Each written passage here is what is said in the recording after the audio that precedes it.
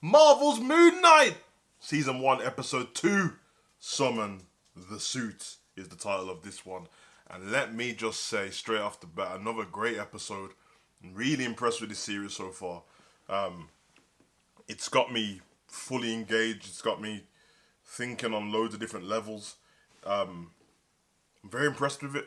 Now I'm trying to get better at these reviews and stuff like that. So, you know what I mean? Because I've done reviews back in the day and stuff like that. But I don't like harping on too much and end up going into details of the show, the program, or the movie. When really, I just want to give my experience of watching it and how I felt and the emotion I got watching it. So this episode, off the back of the first one, pretty much followed on straight off. It didn't really have some big shift in time or anything like that. It went straight on. Probably the day after. Yeah, it was the day after the last episode finished. And what they explored in this episode a lot more was the character of Mark Spector, which is obviously Steven's other personality. And we finally got to find out a bit more details to do with Layla, that is his wife. And yeah, I really enjoyed it. I enjoyed the chemistry. It's weird. It's the chemistry he had with himself almost. It hits a little bit different. I don't know if he's got a split personality, and if anyone knows anything about that, dealt with personally or had anyone in their life who has that disorder, who has something like it, what alters their personality in different ways, they captured that very, very well. Quite eerily as well. So I don't know if he was around anyone in preparation for the show or he had watched certain things. I got a lot of Fight Club feel about this one. There was loads of wavering mirror shots of him being Steven and then Mark being in the mirror at the same time simultaneously, which I thought was cool. The sweeping shots in and out, so they try not to draw your focus to it too much. It was just there wavering in the background, just so if you was going to go and look, you would check it out. Bit more cotton in this one. Speaking from the inside, like I said, it's got like Venom feel about it. That's not going to shift. We got a little bit more of Harrow, Ethan Hawke's character, who is a strange character because he doesn't feel like a villain. He just feels like he has his own mission, and he's kind of sticking to it, but it doesn't feel like a complete villain.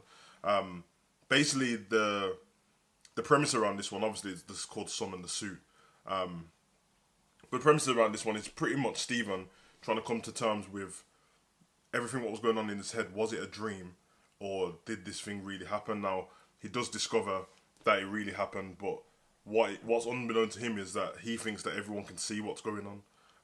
There's a part in it where he checks the camera with the security guard and he's ready to tell him he's summoning. He's saying all these things to get the cameraman like prepared for what he's about to see on camera. I mean, not the cameraman, the security man. And then when he sees it, there's nothing there. It's just him, which is what you get in the towards the end in a Fight Club when you go back through the whole movie and realise he's just been on his own the whole time. That's what you kind of get with this one. Like I said, the dynamic between him and Layla, we find out it's his wife, but she's the wife of Mark. She's not the wife of Steven, which is very strange. But there's a part of me that, and I think we'll discover it down the line, it feels like, just off this one episode, that almost her personality fits Steven more than Mark's. It doesn't feel like Mark's very warm towards her or anything like that. She drops a few sort of hints of that they fought back to back.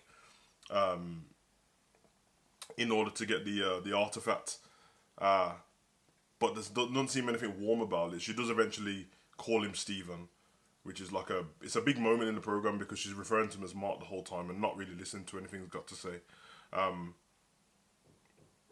We can see where this show's heading because it finishes with him going to Egypt.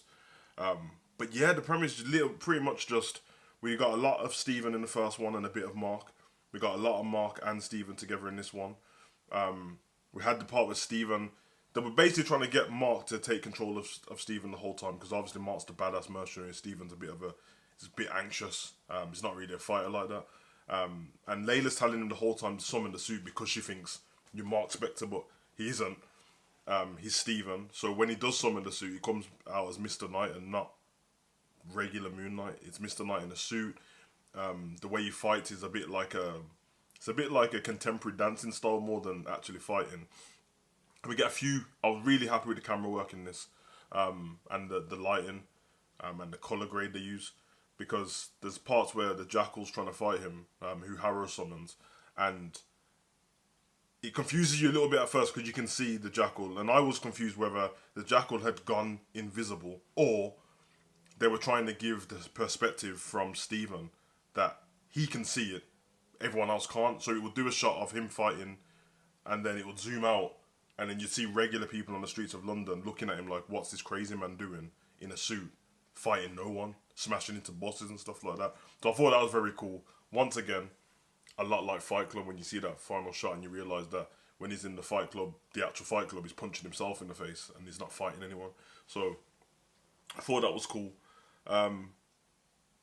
It was a little bit sad when you sit back and think about what's going on because he's so confused. Like he's almost fighting against giving himself up to the darker side of him, if you want.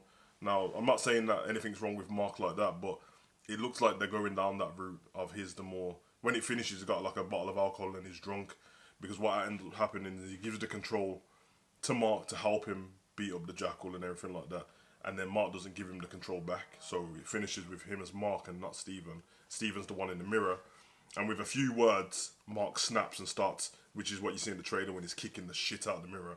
That's where it's from. So probably left a few things out there, but like I said, I just wanted to give my emotion on watching it, and kind of let you know that if you haven't watched this yet, go and watch it. Another thing I'll allude to in this is, which I did in the first episode, and I don't want to just say it's a cemented statement because we're on episode 2. By the time we get to episode 3, it could be completely different. But what I did say is they didn't allude to anything from the Marvel Universe, Cinematic Universe in number 1. In number 2, they didn't allude to anything at all. No Easter egg, nothing.